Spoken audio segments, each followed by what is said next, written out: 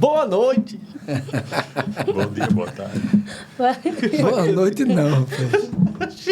E eu vou dar o quê? Bom dia, boa noite, boa tarde. Boa noite. Bom dia, boa tarde, boa noite. Não importa, mas a gente tá ao vivo 9 horas da noite, quinta-feira. Mas quem tá vendo gravado? Pode ser. Então vou começar novamente. Tá. Pode ser? Bom dia, boa tarde, boa noite. A partir de agora tá no ar o meu... O seu... O nosso... Pode. Isso nunca dá certo. isso O Ariel nunca sempre dá dá um certo. delay. Tudo aqui, tudo que acontece errado sou eu. E o pior é que a gente tá no 6º podcast, segundo o Niltinho, e a gente não consegue acertar essa abertura. Você vê que eu não consigo entrar na hora certa. Imagina uma coisa dessa cantando. Meu Deus, e cantando deve ser... Vamos fazer de novo?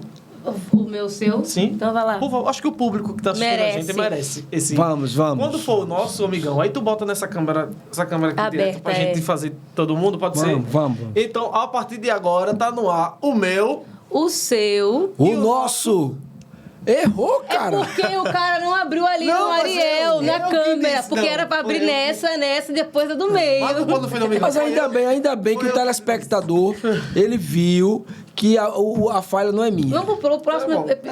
a gente faz o A próximo. gente tenta ser melhor no próximo, prometo. Beleza? Você não vai atrasar muito, Porque vamos embora. hoje, o nosso podcast, minha gente, tá no nível que eu orei a Deus. Vocês estão compreendendo o que a gente tem aqui nessa mesa hoje? É forte, Porque, é forte. ó, ele é um dos baixos mais bonitos do nosso estado. Olha, pra você entender agora, mas vai. O que é ser baixo? Tá vendo? Eu sabia. Ele é líder de um dos grupos vocais mais conhecidos também aqui do nosso estado. Gostou, Ruth? Sim. E ele tá com um projeto lindo audiovisual Não, no faltou. YouTube. Calma, E ele- ainda tem o próximo tópico. É o diácono? É. Meu Deus do céu. É o E ele é diácono. da Assembleia de Deus aqui do estado de Alagoas. E é claro que a gente vai receber com muito carinho e muito aplauso aqui nesse belíssimo podcast o nosso querido Joás Silvestre. Menino, é difícil eu ficar vermelho agora, eu fiquei, viu? Porque eu sou uma pessoa bem sem vergonha, assim, né? No bom sentido, Sim, né? claro. Mas é porque você Ele precisava... E eu tô vendo no monitor aqui, ele tá vermelho mesmo. Estou gente. vermelho, sim. E a gente precisava só dar essas boas-vindas aqui, porque a gente não tem... A gente tem um diácono aqui sentado na nossa mesa. A gente tem noção disso. Vamos tirar o peso do diácono, Olha. né? Porque, assim, na realidade, essa questão do diácono, eu sou muito feliz em servir a minha igreja, mas eu sempre servi, independente do título, né? Sim. Então, assim, já pelo fato de ser filho de pastor, você já nasce meio diácono ali, né? Porque você... Já quase Eu sou de designado uma para isso. época onde o meu pai, quando assumiu a primeira igreja, não tinha mão de obra, não Sim. tinha gente disponível. Então, ele se valia da família para poder E ajudar. desde lá já servia, né? Desde meus 9 anos de idade, eu já era professor de escola dominical para a minha faixa etária. Ou seja, eu estudava lição Sim. para dar aula para os amiguinhos da minha faixa etária ali. Então, Joás, e nessa época, tu já recebia, tipo, a pergunta de e aí, vai virar pastor? Ou pastorzinho? Nessa época, você já ouvia esse tipo de Não, pergunta? Ainda não, porque também eu era muito pequeno, mas tinha aquela velha cobrança, né? Sim. De você ser um pouco melhor do que o resto da humanidade, né? Certo. Você não podia isso é errar, muito- você não podia ser normal, você não podia correr, brincar, não podia nada. Não tinha não, é o filho do pastor. E era outra época, né? Que ainda era pior. Pior. É. Eu sou de uma época onde a igreja era muito mais rígida em alguns Sim. pontos, desnecessários, inclusive. Também acho. Mas Já não começamos polemicamente, pode porque eu falo desnecessários porque é uma época, por exemplo, que eu não podia assistir televisão, Sim. os nossos pais não Sim. poderiam comprar uma TV para colocar em casa. A gente não tinha internet, então era uma época que a gente sofria, filho de crente sofria. Não, então isso é Sofria. sinal que o nosso podcast de hoje vai render muito, né? Era aquela ideia que se você fosse dormir de bermuda Sim. e Jesus voltasse naquela noite, Você ficar, né? você ficava. Não, isso não é. Isso é muito sério, gente. Isso é muito sério. Você tá pulando etapas, É, né? Porque não, a, mas- a primeira pergunta mas não- nunca é essa. Mas é porque eu peguei o gancho do que o Joás estava É para só não uma mudar. introdução, né? Diga Foi pra introdução ela. para que o público Você de tem que casa seguir o roteiro. entenda. Você é produtor, Calma. siga o seu roteiro. Mas é para o público de casa entender o que espera durante Não, essa hora de é interessante podcast, que o produtor está ensinando a gente totalmente errado, né? Gente, mas a culpa Mas não como foi eu sou minha. autodidata, eu corrijo-te.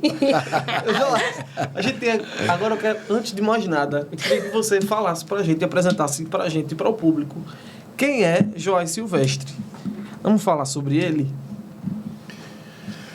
Joás Silvestre é filho do pastor José Rodrigues, que está na cidade de Porto Calvo, mas já foi pastor de Flecheiras, de Capela, de Limoeiro de Anadia, de Giraldo Ponciano, enfim, foi muita estrada, né? E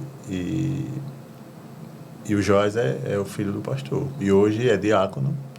Você é diácono de lá da...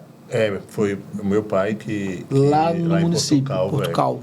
Porque, na verdade, eu moro em Maceió e Porto Calvo, né? Metade e metade. Toda semana eu passo 3, 4 dias lá e o restante do tempo aqui.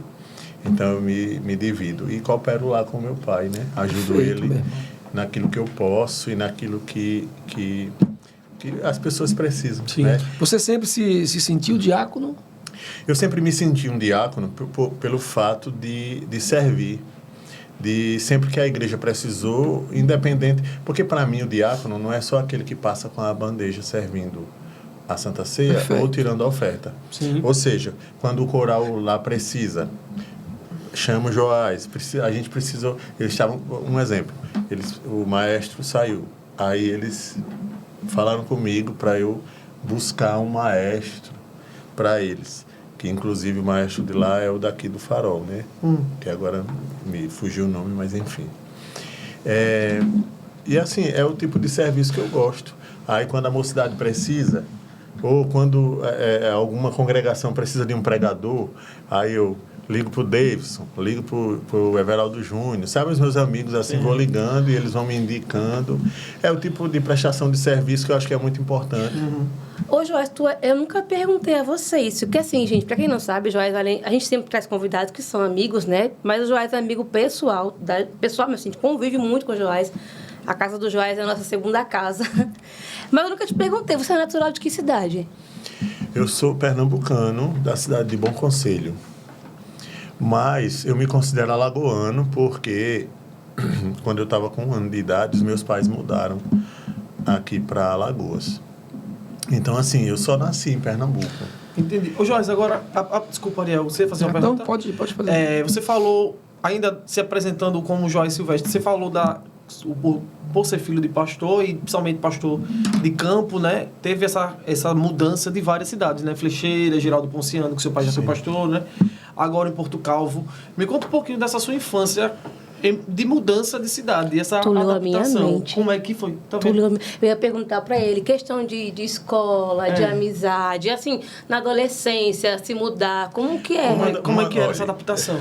Eu vou dizer logo que uma das revoltas minha com a igreja era justamente quando estava no bem bom. Fiz amigos, me estabilizei na cidade, a igreja chega e tira, seu pai vai ser pastor não sei aonde. E eu não entendia, eu digo, ué, e o que é que eu tenho a ver com isso? E o Kiko? Né? O que é que tá a ver? Mas aí tem essa coisa de mudar, de tirar de cidade. E às vezes, eu acho que todo filho de pastor vai concordar comigo. Não há uma preocupação da instituição. E assim, não estou culpando não, estou só dizendo um fato. De não ter esse cuidado com a família e com os filhos, porque você acaba não tendo um vínculo. Exatamente, em nenhum lugar. Eu chego a uma época que eu disse, meu Deus, eu sou de onde? E eu sou quem? Para onde eu vou? Porque eu não pertenço a Limoeiro de Anadia, eu não pertenço a Giral, eu não pertenço a Capela, eu não pertenço...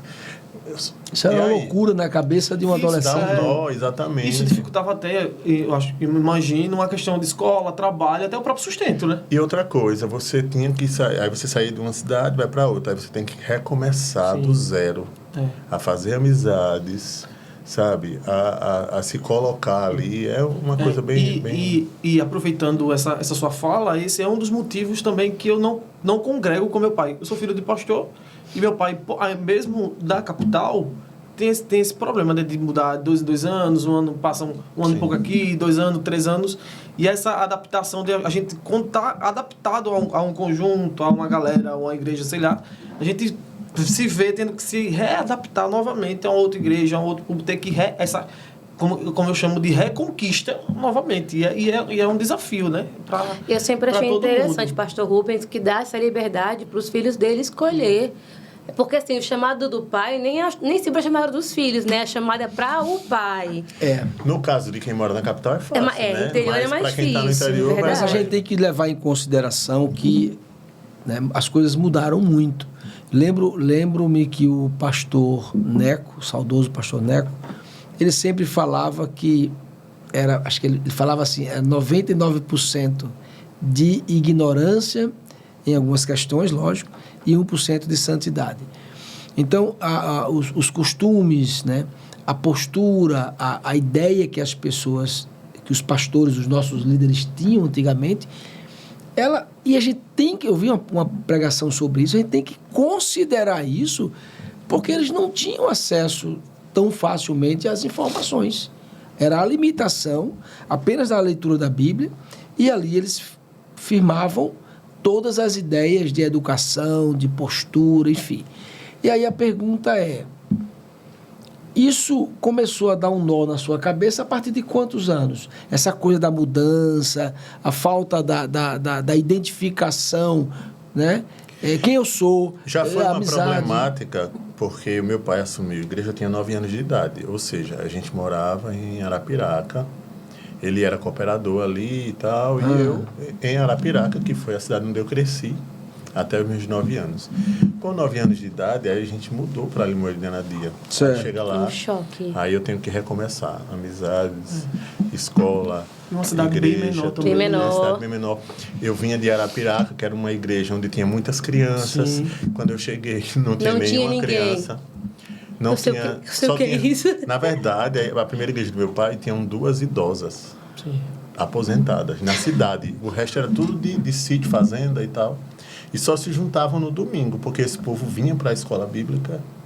E aí eu via a igreja com um pouco mais de crentes. Mas na cidade mesmo, no primeiro dia, Anadia, quando meu pai chegou lá, tinha a irmã Oscarina e a irmã Prudência, 2 aposentadas. Aliás, a irmã Herotildes. Irmã Oscarina e a irmã Herotildes, 2 aposentadas. E era isso que tinha. Aí Jesus vai salvando, né? Meu pai, no auge ali, começando e tal, pregando o evangelho. E aí eu lembro que eu fui professor de escola dominical para minha faixa etária. Aí comecei a cuidar do conjunto das crianças, que a igreja começou a ter algumas crianças. E eu também cuidava do conjunto das irmãs, que na época não tinha conjunto misto. Era uma época que só mulher cantava em conjunto. Por exemplo, o conjunto da mocidade era só as meninas, os rapazes não cantavam. E aí lá não tinha nem... Ô, Jorge, dizem que os homens sentavam de um lado e as mulheres... Eu não lembro não, porque eu sou novo ainda. Eu era dessa época. Mas diz que os homens sentavam de um lado e as mulheres do outro. Eu sou novo. Procede essa informação. Ariel, até um dia desse, na Jatiuca, o corredor, aquele corredor que é por aqui, que se usa hoje, era o das mulheres, e o corredor que é fechado era dos homens. Não se misturavam. E foi um dia desse. Você não é tão jovem assim, porque não? eu sou novo ainda. Eu- Apesar de ser, não sei se você sabe, eu sou presidente dos auxiliares do estado de Alagoas. Né? né? Ele alto se consagrou. Isso. Muito bem. É que eu sou auxiliar há 30 e poucos anos. Ok, beleza. Aí, basicamente foi isso, uma infância, mas uma infância cheia também de uma das coisas que me pegou bastante, para vocês entenderem o link que eu vou fazer com o futuro, o que aconteceu. Uma das minhas revoltas é porque, A gente quer chegar nessa revolta Tá. aí, tá?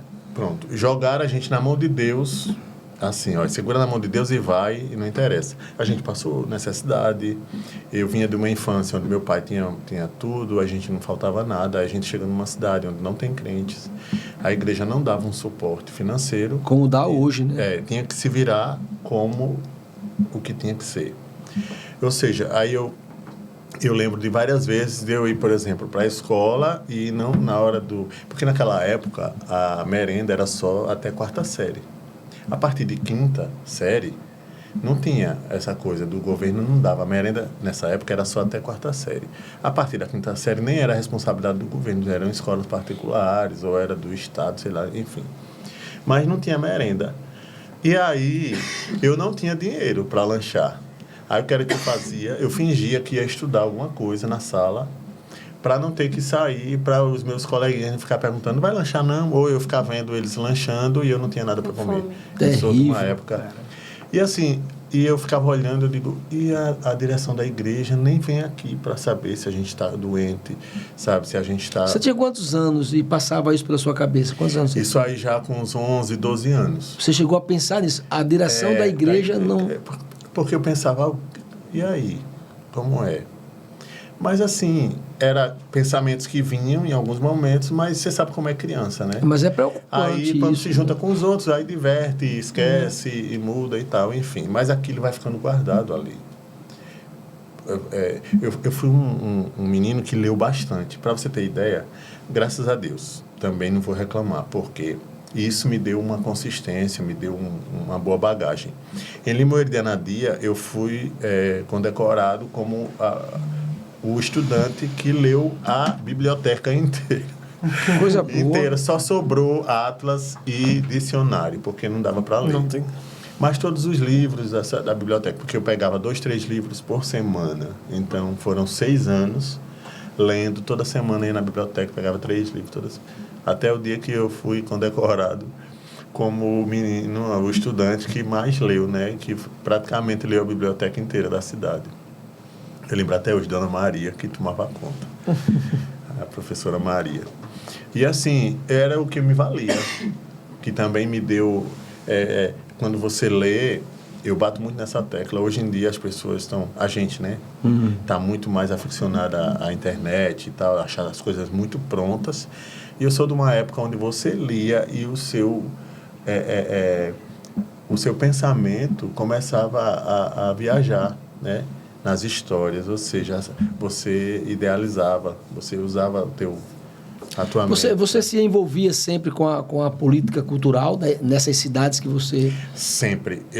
Filho de pastor é assim, quando você trabalha na igreja, você tem uma certa... Você é meio que desinibido para se apresentar. Então, nas escolas, sempre era eu à frente. 7 de setembro, bota o filho do pastor para recitar uma poesia do 7 de setembro, ou para cantar um hino nacional. Isso traz uma vantagem muito grande para a gente que sempre falou em púlpitos, né?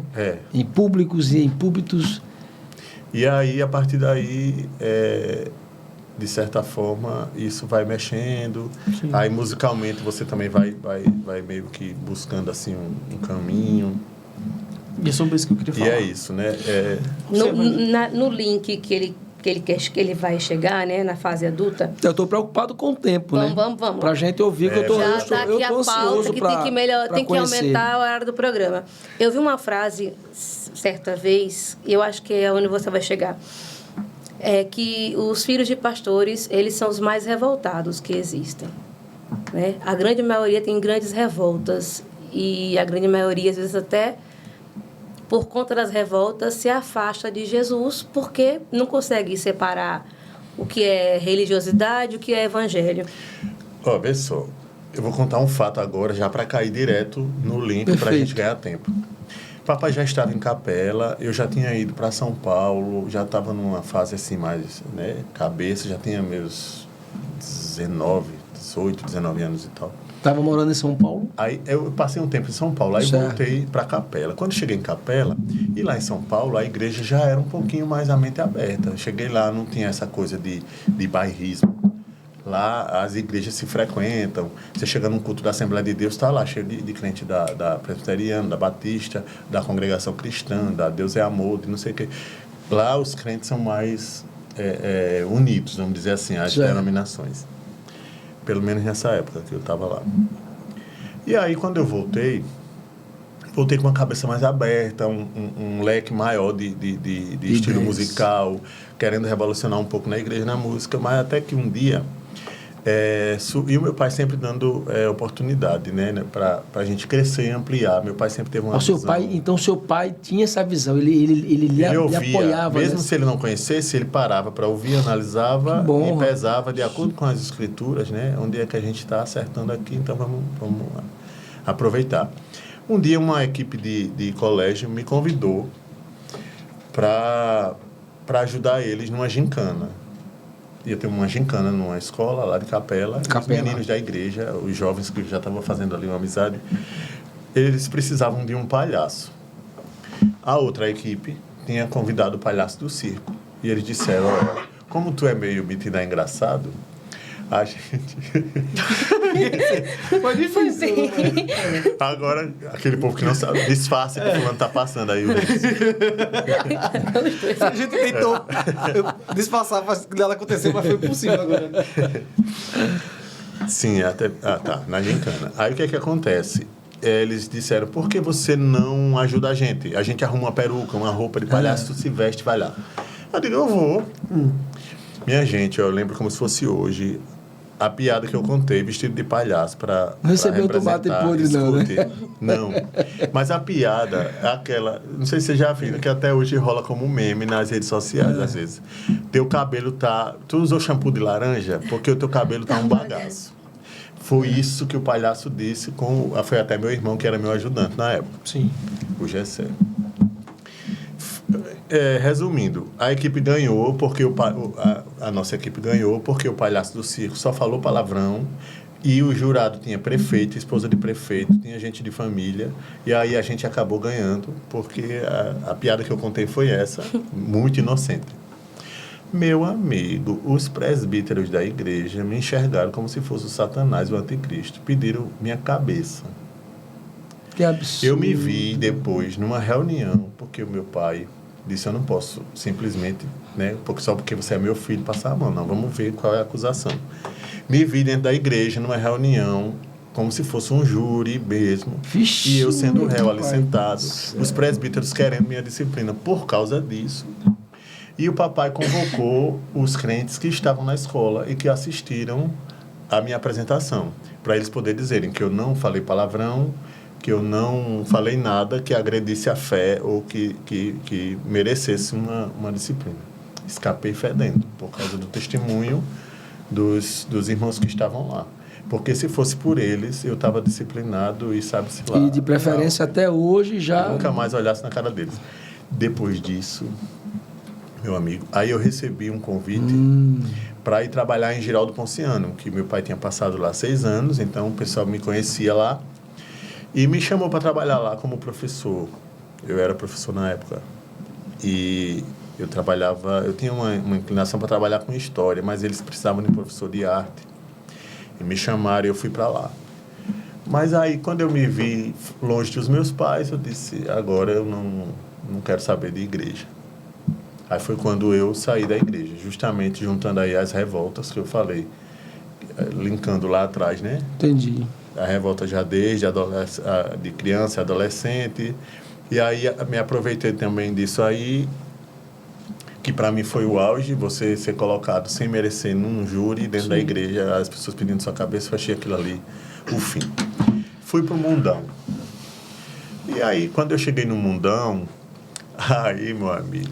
Aí você tinha quantos anos? 21? Aí eu tinha 20 anos. 20 anos. Aí eu fui pro mundão.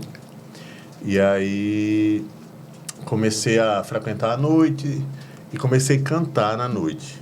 Ah, tá. Você foi cantor. Um dos melhores de MPB, Que na verdade eu ia pedir para você cantar uma música aqui. Não Jéssica. Se ele foi julgado porque foi vestido de palhaço, imagina se cantar o MPB aqui. Porque falou bagaço de laranja, shampoo de laranja. Aí o que é que acontece? Na verdade, aí foi onde eu aprendi a cantar, a interpretar. Porque na noite não tinha bocada, não. Era eu, um violão e um carrom. O microfone. Então, assim, não tinha recurso de banda, de nada, né? Porque às vezes a banda, né, tem muitos instrumentos e ajudam ali quem está cantando e tal. Mas quando você vai para a noite... A banda disfarça. Eu gosto. Traz uma orquestra para você cantar. Porque tem muita coisa ali que pode ajudar. Sim. Mas quando é só um violão e a tua voz, ou você canta ou você leva a tua matada, né? Aí eu comecei por ali, comecei cantando em Giral, ali, pizzaria de amigos. Eu digo, olha, minha gente, eu vou começar cantando pros amigos aqui. Se os amigos aplaudir, então tá. Aí pronto, comecei. E aí comecei Você cantava o quê? MPB. MPB. MPB, aquela MPB assim, mais de Djavan, Sandra de Sá, Belchior, Geraldo Azevedo, sabe? Só desse naipe aí. Não cantava os música tops do bagaceira, MPB, né? não. Ó, Nunca- Pastor Jaziel, ó, Nunca- ó o Ariel aqui. E o pastor das três assistindo esse Pastor Jaziel, deixa não. Nunca cantei música ruim, bagaceira, não. E aí comecei a cantar na noite e tal. Nisso, comecei a fazer faculdade de História. Inclusive, eu trabalhava em Giraldo Ponciano e eu ia fazer faculdade em Penedo, a FFPP. Não sei se você Giral conhece. Penedo. Muita gente sai de lá e vai para Penedo. Não muito distante, não? Não, é 1 hora de viagem. Tá. Aí a gente ia para fazer... eu fiz vestibular lá, passei e ia para lá. Comecei a cursar História e comecei a ter acesso a quem foi a igreja, porque, na verdade, a igreja antes, na Idade Média, né, era a igreja que tinha. Então, sem citar nomes aqui, era o cristianismo que tinha, né? Sim. Que é aquele cristianismo que começou a misturar com a política. E aí os reis eram comandados pelos bispos, né? Eles quem determinavam o que os reis iam fazer. Quem ia morrer, quem ia para o céu, quem ia para o inferno, quem ia arrecadação de ficar terras preso. e impostos, Tudo era a igreja quem... determinava. Menina, quando eu tive acesso a isso, eu digo, gente do céu, que baixaria. Aí comecei. Aumentou sua revolta, Joás? Não, aí eu comecei... Cara, na verdade, eu não sei ao certo, não é que aumentou a revolta, mas assim, eu comecei a encontrar uns argumentos para querer combater Sim. Entendi. a fé. Entendi. E aí eu entrei numa de virar ateu. E eu, por pouco, Ariel, eu não me consagrei ateu. Faltou muito pouco. E você ficou quanto tempo com essa possibilidade de ser ateu? Cara, Quantos foram anos? quase 16 anos sem ir na porta de uma igreja. Porque, assim, eu conheço gente que se afasta, que se desvia, mas canta um hino, chora. Eu nunca passei, não, 16 anos. Vai numa igreja, assiste um culto, não quer aceitar Jesus, né? Mas fica ali querendo. Vai visitar, né? Eu nem na porta de uma igreja eu fui. Isso pelo conhecimento da faculdade, do que você viu lá? Eu acho que misturou Não, como tudo. aí, acho que foi Aquilo uma ali foi... revolta. Não, o conhecimento da história, conhecimento linkando... ali. Eu acho que fundamentou nessa revolta e deu E aí eu comecei... elementos. Aí eu né? entrei... Tinha os amigos também, né? Que Sim, influenciam. sim. E vão avalizando ali aquilo que você está querendo e tal. Na verdade, para vocês entenderem, eu queria provar que Deus e o diabo eram um folclore. Que foi o que a religião usou a vida inteira para comandar a política, para comandar a humanidade, Sim. certo? A religião usava o fato de existir de Deus e do diabo, e para mim aquilo era uma farsa. Eu queria provar que aquilo era uma farsa porque eles usavam o céu e o inferno, Deus e o diabo para conduzir a sua vida.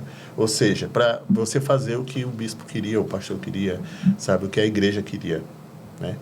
O cristianismo desvirtuado, na verdade, que a gente sabe que aconteceu durante boa parte E da você história. lembra de alguma coisa que marcou nesse... Antes de você perceber, mais uma vez, a bondade de Deus, a graça de Deus, a misericórdia de Deus, você lembra de algum momento, nesse intervalo aí, que marcou a sua vida? Eu me refiro até de forma negativa, né? Ou até mesmo positiva. Lembra de alguma coisa que marcou? Meu amigo, a gente não tem tempo para eu contar, mas eu vou passar assim, por alto, só para vocês ficarem querendo me chamar de novo. Boa. Brincadeira. Por exemplo, eu fui assistir uma sessão de macumba. Eu paguei o bode, eu comprei a cachaça. Ah, você pagou o Sim, bichinho, o porque você bode... contrata o trabalho, né, de um tem que macumbeiro pagar, para abrir os seus caminhos. Foi não, porque rapaz. Eu digo, vamos ver qual é do cara, né? Você comprou um bode, Comprei um comprou a bode, cachaça. Comprei a cachaça, os negócios que... Eu não lembro direito, mas Misericórdia. era champanhe, era não sei o que, essas coisas de despacho. E eu fui.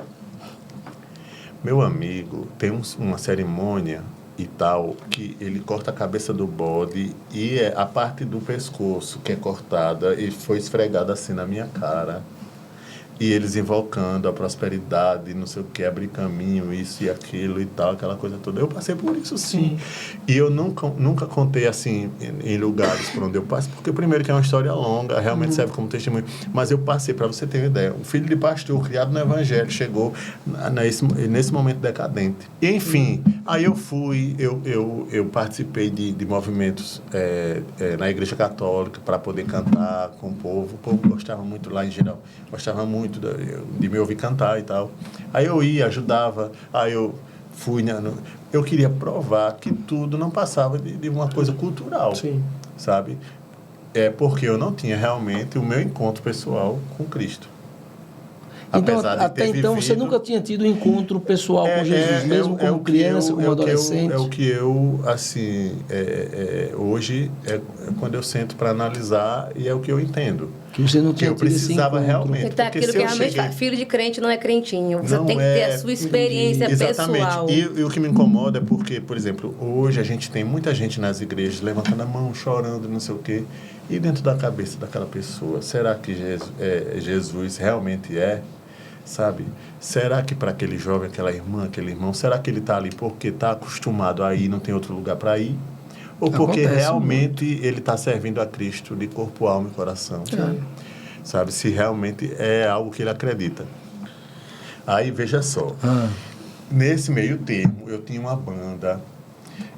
Eu cantava na noite, né? Só violão e voz, mas eu tinha uma banda de pop rock, MPB e tal. Sempre com muito bom gosto musical. Mas a gente começou a cantar e um dia... Aí eu lembro que numa virada de ano a gente estava fazendo um som lá no Réveillon. Terminou a missa e depois da meia-noite... Em geral? Em geral. Entrava a minha banda. Uma amiga minha estava frequentando a Igreja Batista, que era assim, próximo, né? E isso ela me contou já no outro dia. Ela me disse: Joás, ontem quando vocês começaram a cantar, o culto da Igreja Batista tinha terminado. E o pastor que veio de São Paulo parou e disse: quem está cantando? Aí ela disse: pastor, é uma banda daqui, inclusive o vocalista é meu amigo. Aí ele olhou para ela e disse: peraí, mas essa voz não pertence ao mundo, não, essa voz pertence a Deus. Meu Deus. Ela veio me dizer. Amém. Na hora, me veio uma vontade assim de chorar, porque a gente nega, mas a gente sente e sabe quando Deus está. Eu disse: deixa de dar ouvido a charlatão, menina. Viu? Tu vem com essas conversas pra mim, esse negócio de voz do mundo, voz de Deus, isso aí não interessa. A minha voz é de Deus sempre, ou seja, lá de quem for. Entendeu? Estamos aqui para fazer, enfim, desconversei. Nisso, tem um outro episódio muito marcante. Foram muitas coisas que aconteceram. Outro dia, um dia eu estava na porta de um inferninho, porque sim, meus amigos, eu frequentava desde os altos escalões da música boa, eu ia para os inferninhos também. O que é inferninho? Para quem não sabe... Lugares onde arrisca a faca, né? Sim. Onde a música é péssima. Eu fui muito. Pastor Jaziel. Onde a música é duvidosa e o povo que frequenta também. Inclusive, eu estava na fila, uma moça embriagada chegou e disse, me conhecia, acho que era minha aluna, eu acho, não lembro direito. Ela disse: professor, tá fazendo o quê? Aqui não é lugar para você não, viu? Embriagadíssima ela estava. E eu lembro muito bem disso, que ela passou por mim e disse: não é lugar para o senhor não aqui. Na hora, aí deu mas mesmo assim eu entrei. Resumo, no final desse evento saiu um morto, porque deu uma briga, uma confusão, e eu lembro que eu estava ainda no lugar e vi quando a polícia entrou e levou o defunto. E, enfim, passei por essas. E um outro fato importante e muito grandioso porque onde tinha uma lata batendo, estava lá eu com meus amigos. Um dia teve um show da Rose de Paula, minha amiga Rose de Paula, que hoje está na igreja. Graças a Deus. Hoje, Rose de Paula, queremos você aqui, hein? Rose de Paula, vale a pena trazer, ela tem um testemunho belíssimo. Você coloca aí, né, produção, porque o testemunho dela, inclusive eu estive com ela semana passada, o testemunho dela é maravilhoso. E aí a Rose de Paula ainda era cantora de seresta na época, e ela foi cantar muito em Traipu. Boa, Traipu é uma cidade depois de Giral, já na beira do Rio São Francisco. Meu amigo, nesse dia eu não quis ir. E eu lembro que eu me escondi dos meus amigos, que era o professor Paulinho, a Niedja e o Gilmar. Joás entregando todo mundo. Porque na época eram as pessoas que andavam comigo. E onde eles estavam, o povo sabia que eu estava. Quem quisesse me achar, me encontrava com eles. Eles foram para o show da Rose de Paula em Traipu. E o que é que acontece? Eu fiquei em casa e dormi. Quando foi 6 horas da manhã, chegou um amigo nosso me chamando porque tinha acontecido um acidente e tinha morrido Paulinho, Niedja e Gilmar. Aliás, Niedja escapou, morreu Paulinho, o Gilmar e uma outra pessoa que estava no carro. E a Niedja só escapou porque voou pela janela, mas o carro vinha de Traipu e numa daquelas pontes perdeu o equilíbrio, bateu assim, naquela proteção da ponte, caiu dentro do riacho, assim, com o pneu para cima, e morreram os 3. 2. Isso um pouco antes de chegar na cidade. Então, quando a notícia saiu na cidade, morreu o professor Paulinho, o professor Joás e a professora Niedja. Entendi. Porque todo mundo achou Achei que vocês que a tivessem outra morrido. pessoa que tinha morrido era eu. Então, essa hora já estava a cidade inteira em polvorosa, em desespero, porque eu tinha morrido e tal. E aí foi quando também eu senti que Deus me preservou. Porque o fato de eu não querer ir era muito estranho. Porque onde tinha uma lata, meu amigo, se tivesse uma lata de pitu, meio limão e um atabaque, qualquer coisa, eu estava lá. Músico, entendendo? imagina, um músico no mundão. Exatamente. Eu Rose tava lá. de Paula. Rose de Paula, a maravilhosa da Seresta. Na época ela era a rainha absoluta, né? Ô, Joás, agora uma pergunta aqui, aproveitando o estalou, o pescoço tu viu. Enfim, desses 16 Pode anos morrer, que você ficou fora, um dos motivos justamente foi essas revoltas e tudo mais da igreja. Você recebeu algum apoio, alguma visita da igreja para voltar? E seus pais? E seus pais, Isso sem que eu- ser dos seus eu- pais, entendeu? Eu quero saber exatamente dos pais, né? Porque com certeza o pastor, a sua mãe com certeza dava conselhos para você voltar para a igreja. Eu acho que isso, ou respeitou a sua decisão também, mas a igreja em si, ela lhe procurou, tentou. Como é que foi esse apoio depois que você saiu? É importante isso, porque como eu não ia para uma igreja, eu não ia na porta de uma igreja assistir um culto, eu não queria saber. Porque para mim, igreja era coisa de povinho, era um povo que gritava, era um povo que, entendeu? Eu agora era da MPB, era intelectualizado, era da faculdade, não sei, sabe, Outro essas nível, baboseiras, E eu me sentia intelectual demais para misturar com esse povo.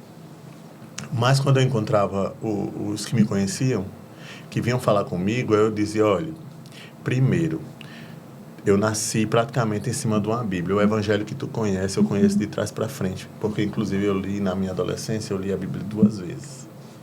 Então, eu usava isso para eles se calarem, para não vir me encher, para não vir me importunar. Porque quando a gente está desviado, a gente não quer conversar com ninguém sobre o evangelho. A gente não quer.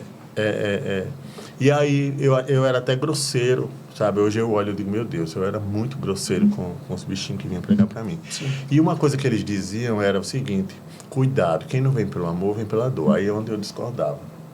Aí eu dizia bem assim, primeiro, que o seu Deus, se ele me quiser, ele não vai me forçar com história de dor. Eu digo, se Deus me quiser, ele vai fazer eu querer ele, se é que ele existe.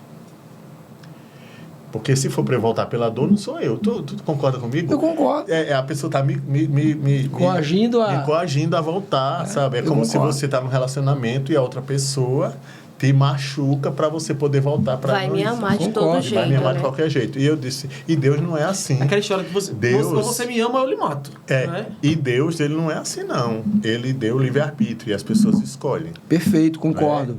Escolhem. E aí eu disse, então vamos fazer o seguinte, se Deus me quiser, ele vai fazer com que eu sinta vontade de ter ele de volta. Enquanto isso, o tempo vai passando e as coisas vão acontecendo, né? Vamos correr, porque senão vai dar a hora. Para eu chegar faltam 15 minutos. Pronto, para eu chegar na parte onde o meu encontro foi assim, cara a cara com Deus. Ou era assim, ou Só não. rapidinho, antes de você falar do seu encontro. Nesse tempo, você chegou a desafiar Deus em algum momento? Boa pergunta. Cara, Porque não. você disse que chegou teve um tempo que você virou ateu, certo?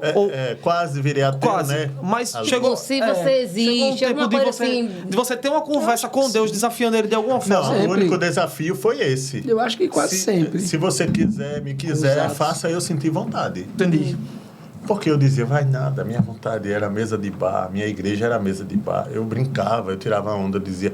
Quando eu estava num bar, bebendo com meus amigos, que diziam, rapaz, tudo, filho do pastor, eu dizia, minha igreja agora é a Presbitério Brahma. É a igreja pitocostal, Deus perdoa quem bebe. Essas babaquices, ficava conversa de bêbado, né? Sim. Não imitem isso, crianças não façam isso em casa. Aí o que acontece? E papai olhando, né? E meu pai, a minha mãe e a igreja de Porto Calvo em oração. O meu pai tentou dar uns conselhos, mas quando ele viu, aí ele disse, vou deixar com Deus. E foram praticamente os 16 anos, meu pai, minha mãe e a igreja em oração por mim. Nisso, eu vou a Porto Calvo visitar meu pai, que eu quase não ia. Justamente eu evitava para não ter esse choque de... E aí um dia eu vou a Porto Calvo, chego lá, eu olhando a cidade e tal, eu quis fazer um show para arrecadar alimento para a comunidade pobre. Tem umas pessoas passando fome lá que moravam na beira do rio e tal. E eu disse, eu vou fazer um show de MPB aqui para arrecadar alimento. Beleza. Quem é no interior que curte MPB? Pouquíssima gente. Ia flopar, né? Aí eu pensei, também forró não vou cantar, nem pagode, o Sangue de Cristo tem poder, não vou cantar, nem brega muito menos, né? Senhor me livrar, né? Aí assim, eu não canto essas coisas. Sim. Porque o que dá interior é o quê? Um forró, Sim. né? Um Um brega. pagode, um brega, que aí ia dar muita gente. Aí eu digo, eu vou fazer o que agora? Você viu a necessidade do povo e tentou... Se ligue, viu? Aí eu pensei, Vou cantar gospel. sou genial, eu sou um gênio. Eu vou juntar uns cantores de várias igrejas e vou montar um repertório gospel e fazer um show. Porque Que ano era isso aí? Isso foi em 2006, eu acho, 2005. Tá, mais ou menos 2006. É, tá. por aí. E eu disse, porque a música gospel emociona as pessoas. Sim. Vou usar isso aí. Aí comecei a convocar, claro que a maioria era da Assembleia de Deus, porque lá a Igreja Assembleia de Deus é muito grande, tem cantores assim maravilhosos. Mas ainda consegui uma da Adventista, uma da Batista, e montei como se fosse um Renascer Praise, um Diante do Trono. Né? Tá, isso foi na praça, foi no... Escute, eu ainda precisava fazer o quê? Montar um repertório. Certo. Para isso eu tinha o quê? Ouvir. Que ouvir. Eita. Então, aquilo que eu passei 16 anos sem ir na porta de uma igreja e sem ouvir nenhuma música de igreja que eu não queria, agora, para montar o repertóriozinho do meu evento chamado Pão da Vida, eu tinha que ouvir música gospel. Né? O ateu, pão da vida. Eu tinha que ouvir, porque era o nome que pegava, né? Eu tinha que ouvir música gospel, sim. Aí lá vou eu, música de Renascer Praise, música de Card Singers, música de um monte de coisa eu fui ouvindo. Moral da história, aquilo começou a mexer comigo. Eu digo, minha gente, que baixaria. Você não me desafiou? Deus está dizendo, né? Escute. Aí eu comigo, que baixaria. A pessoa começa a ouvir a música, já vai chorar. Meu Deus, eu achava aquilo assim, o fim. Eu digo, tá vendo essas músicas? É só para emocionar o povo, bora lá. Beleza, montei o grupo, não sei o que e tal. Tá, quem pagou isso e foi na igreja, foi no clube? Não, foi isso foi em praça pública, na praça, né? tá. Foi em praça pública, consegui banda, consegui... Deus Patrocínio meus pulos, e tal. consegui o povo para apoiar. Eu bati no comércio, fui lá, eu sou filho do pastor. Aí Deus liberou tudinho, assim. Foi. Né? Ajeita, Cara, ajuda, deu certo, ajuda. e um monte de coisa. Meu coração já ficou ali, meio que Deus começou a falar comigo e tal. Mas aí, para você ter ideia, pra gente coroar assim, porque se eu for dar detalhes, a gente tem que ficar 3 horas aqui contando. Quando é um dia, nessa época ainda a gente não tinha Netflix, não tinha essas coisas, tinha que comprar um DVD para assistir um filme em casa. Depois do sucesso do Pão da Vida, eu continuei minha vida comum, normal, né? Aí eu voltava aqui para Maceió e fui no centro comprar DVD pirata, sim, porque na época a gente não podia comprar DVD original, que era R$50 um DVD original. Aí eu ia lá no centro ali, Piratão, tinha um monte lá, de banca. já tinha uma menina que me recebia lá. E, moral da história, eu fui lá, ela me disse, olha, comprei esse filme aqui que tá todo mundo assistindo. Quando eu olhei, futebol americano na capa, eu digo, minha filha, pelo amor de Deus, nem de futebol brasileiro eu entendo, quanto mais de futebol americano. Enfim, eu não queria, ela vai, rapaz, insistindo. E aí eu comprei 10 DVDs de filmes, outros filmes de show e tal, não sei o quê. Ela disse, já que tu vai levando 10 DVDs, vou te dar esse de presente. Do futebol americano. Do futebol americano, beleza. Show. Passou o tempo, cheguei um dia em casa querendo assistir um filme, já tinha assistido esse. Qual foi que sobrou? O tal do futebol americano. Sim. E aí o filme é Desafiando Gigantes. Esse filme é maravilhoso. Que quem não assistiu ainda, assiste, porque o filme é excepcional. Meu amigo, eu assisti o filme, chorei o filme todinho. Quando o filme terminou, meus amados, eu estava de joelho em casa, sozinho, aceitando a Jesus. Que coisa linda. Só eu e Deus. Não foi assim que eu queria? Você desafiou, né? Eu queria que Deus fizesse com que eu sentisse vontade de voltar para Ele. E você lembra da música lá do repertório que você teve que montar? Qual foi a música que lhe tocou, que você mais falou que breguice, que coisa mais... Não, muitas lembra músicas alguma, bonitas, mas assim, Qual eu foi? lembro da música que marcou esse meu recomeço de voltar a ouvir música cristã. Qual foi? Eu voltei... Você vai cantar um pedacinho dela aqui. Tá. E eu ia pedir isso, não acredita, Ariel? Eu voltei sozinho na sala de casa. Voltei para Jesus. Sim. Faltava definir qual igreja que eu ia. Aí eu digo, não vou para a Assembleia de jeito nenhum. Vou nada. Vão me tirar a cerveja, vão me tirar os barangandã que eu usava, um monte de coisa e tal, que eu cantava na noite e era todo cheio das presepadas. Eu digo, não foi de jeito nenhum. Aí eu cheguei pro meu pai e disse, olha pai, voltei para Jesus, mas não quero saber dessa igreja não. Ele disse, mas rapaz, é a igreja onde você passou a vida inteira, da sua família e tal. Eu disse, tá bom, mas quando foi um dia, virada de ano, e eu já me sentindo crente moderno, né? Porque eu voltei para Jesus, mas não tenho denominação não. Aí eu disse, eu vou passar, eu estava lá em Portugal, aí eu disse, eu vou passar na igreja a virada de ano. Eu agradeço a Deus, depois eu desço, encontro os amigos, vou tomar um vinhozinho, um negócio lá embaixo, tomar um, né? Porque aí estava lá, meu amigo, resumindo, no final, na hora que põe todo mundo de pé, meia-noite para orar, para encerrar, o meu pai disse assim, Joás, não quer não hoje? E eu não lembro de mais nada, Ariel. A única coisa que eu me lembro é que eu já estava de joelho lá na frente, chorando. Graças a Deus. A igreja, você imagina, a igreja veio abaixo, Sim, né? A igreja que passou anos e anos orando, né? E a minha mãe e o meu pai. E foi aí onde eu voltei. E aí a música que... Qual a música? Que é O Amigo, de Sérgio Lopes. Canta pra Canta um refrão? Eita, Jesus. O amigo que eu encontrei. O amigo que eu encontrei me surpreendeu. Quando todos me deixaram, ele me acolheu. E sarou minhas feridas, das algemas me livrou.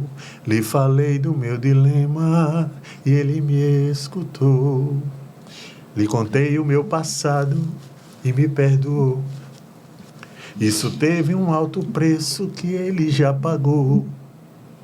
Me mostrou as mãos feridas por amor de muitas vidas. E uma dessas muitas vidas era eu. É uma letra... Eu gosto Aí de você cantar. olha pra cara do olha pra outra apresentadora, tá todo mundo chorando. E é uma Pelo amor de letra... Eu sou um cara que eu gosto muito de cantar sem muito recurso, né? Eu gosto de um piano, gosto de um violão, um negócio assim.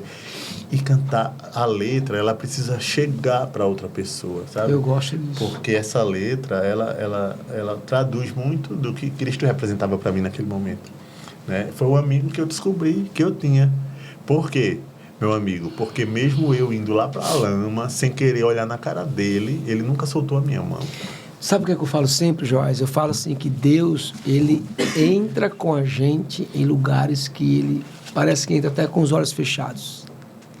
Dá para perceber isso? Dá para entender isso? Uhum. A gente, quando está afastadão assim, eu lembro disso, entrar em lugares assim que eu tenho certeza que o Espírito Santo entrava com olhos fechados. Se isso de uma forma, fazendo uma analogia, com os olhos fechados, mas ele entrava para nos livrar. Pois é, e aí hoje o que eu, olhando para trás, é o que eu tenho. Essa amizade de Cristo comigo, e hoje eu digo que 100% eu tive um encontro com Cristo. Então, independente do que pensem, do que achem, do que falem, é filho de pastor, é isso, é aquilo. Eu parto muito para esse lado também, eu não levo Então, muito. meu recado então é pra moça que vendeu um DVD pra esse rapaz. Obrigado, viu? Obrigado. Eu nem lembro o nome dela, acredito. Você vê, né? Um CD pirata, inclusive. Pois é. Então Deus usa o pirata. Eu lembrei do testemunho da pastora Stephanie que teve aqui, que Deus usou um panfleto. Para mudar literalmente a vida dela, né? E do Joás foi um DVD pirata. Acabou o podcast com todo mundo chorando hoje, né? Mas ainda tem quanto tempo ainda? Tem quanto tempo? Oxe, 5 minutos. Joás, vamos encerrar falando do seu projeto, que tá no YouTube. Boa. Não vai dar tempo pra gente fazer aquela brincadeirinha hoje, não. Não, hoje não vai ter, não. Graças a Deus. O Joás e Amigos, que foi gravado no passado. Vamos falar primeiro que um grande projeto que Deus me deu depois que eu voltei para a igreja, porque eu cantava na noite, e a partir daí eu digo, e agora? O que é que eu vou fazer na igreja? Aí veio o Vox, né? Porque eu não... Tem um estilo de música na igreja, beleza, que eu vou para o culto, eu vejo outras pessoas cantando, mas eu não consigo cantar. Que é aquela música mais pentecostal, aquela coisa mais... Eu sou um cara mais da poesia, eu sou um cara mais do Sérgio Lopes, sabe? De uma coisa assim mais poética, mais... né? E aí eu me preocupava, e agora? Eu vou fazer o quê? É difícil. Aí Deus me deu o projeto do Vox Praise. Eu digo, Deus me deu porque não é brincadeira. A gente já está aí com quase 15 anos... Né? E entre trancos e barrancos, e quem canta sabe como é difícil a luta, mas a gente tem conseguido aí se manter. E paralelo a isso, eu nunca gostei muito de eu cantando solo, assim, eu tenho uma coisa com a minha voz depois que eu voltei para a igreja, como geralmente crente canta muito no agudo, sabe, aquelas músicas que chegam, né? Eu digo, não, a minha voz é de MPB, sabe aquela voz de barzinho que quase ninguém ouve, né? Mas aí Deus disse, não é assim não. Tem gente que gosta também de uma música mais calma. Pois mais tranquila. É isso que eu ia perguntar, você não consegue uma identificar, né? Exatamente. Aí o que acontece? Desculpa, pessoal. O cancelamento vem, viu? O cancelamento vem. Ainda bem que o Amigão nem filmou eu falando isso. Mas tem o áudio. Aí eu tive eu já vinha fazendo o Joás e Amigos desde quando eu congregava no Salvador Lira. Eu fazia num restaurante lá, no bairro, com os meus amigos da igreja. Aí que o meu primeiro foi o David Bennett tocando violão, quando ele ainda nem era conhecido. E eu cantando e recebendo os amigos ali da igreja de Salvador Lira. Depois fiz uma edição no Iolo, Eu participei. No Iolo, exatamente. Aí eu já botei. Eu lembro mais até que gente, música eu cantei, Jorge. Tu acredita? O Renzo cantou. Cantei Luísa Rosa. Esse lugar é do Senhor. Exatamente. Aí, recentemente, em 2002, aí, depois de pandemia de tudo, aí eu fui... 2020. 2022. Aí eu resolvi fazer no teatro. Aí eu fiz no Arte Pajuçara. Aí eu trouxe vários amigos e tá aí. Tá no meu Instagram e tá no YouTube. Qual é o seu Instagram? Fala o pessoal, arroba, e o YouTube, e o canal do YouTube, como é que é? Olha, Sangue de Jesus tem poder, se eu me lembrar do arroba. Do seu WhatsApp, do seu Instagram. JHOAS _. Olha aí. No YouTube você coloca Joás Silvestre no YouTube e colocar Amigos. Joás com H, porque eu sou artista. O Instagram do Joás é arroba Joás com JHOAS _ Vox. Isso. E tem no YouTube meu canal, que é Joás Silvestre, e ainda faltam 4 vídeos. Sim. A gente já está com 20 vídeos postados. Então tem conteúdo bastante pra você assistir um sábado todo em casa. Eita, como eu tô com barriga grande, amigão. Pelo amor de Deus, amigão, preste atenção aí pra tirar esse O ângulo. ângulo. Eu tô com meu rosto tá tão fino. Olha pra isso. Amigão, pelo amor de Deus. Tem que olhar pra cá, olha o tamanho da minha barriga. Agora deixa eu... Se ele não fosse crente, eu falava, pai, para de beber. Antes que termine, deixa eu agradecer Agradeça. a vocês pelo convite para eu estar aqui. Amém. Viu, Ariel? Muito obrigado, irmão Niltinho, que está ali nos bastidores. A irmã Ruth, que é minha amiga particular, irmão Henderson, Quero agradecer aos meus pais. Alegria, rapaz. Meu pai, Um abraço para ele, pai, pastor. meu pastor José Rodrigues. José Pereira, Rodrigues. minha mãe. Agradecer aos meninos do Vox que me aguentam, o Rendes faz parte. Sim. Né? E sabe que a gente se aguenta, se suporta. Glória a Deus por isso. Porque Ô, Jesus, Joás, a Bíblia diz é uma- suportai-vos uns aos suportai-vos, outros. né? Foi uma satisfação nossa, eu tenho certeza, de receber aqui. Eu tenho certeza Faltou que muita pauta faltou ainda, muita né? pauta. E mesmo com esse pouquinho tempo, a gente está saindo edificado. Eu posso dizer que eu estou saindo mais crente. E sem nenhum... Demagogia. Aqui Eu também. você me inspira Mesmo sentimento. de todas as formas, pelo ser humano que você é, tanto como humano, como cristão. E eu amo você e eu tô muito feliz por você estar E aqui. eu também. Beleza? Você sabe. Vamos encerrar, porque o cara já levantou a placa duas Já vezes. levantou a placa 2 vezes. Vai Veja levar pra multa. mim lá uma vaga pra eu poder tocar. Ele quer entrar no Vox. Vox. É. Viu? Olha lá. Então você que tá em casa, não deixa de seguir Joás underline Vox no Instagram e ver os vídeos lá do Joás e Amigos no YouTube. Ruth e Joás, Ruth e Ariel, até semana que vem, se Deus quiser. Se Deus quiser, Quer falar alguma beijo. coisa, Vem? Ruth? Sim. Daqui a 15 dias, né? Minha gente, me desculpe. Não, tá desculpado, tá desculpado. É porque eu vou sair daqui correndo É, pra comprar murcha a barriga, murcha a barriga. Porque eu vou sair daqui correndo comprar um remédio na farmácia. Porque o que teve de tosse nesse estúdio hoje não tá no Tá gibi. fora. Viu? Gente, Deus abençoe. Beijo. Tchau, tchau. Tchau, tchau.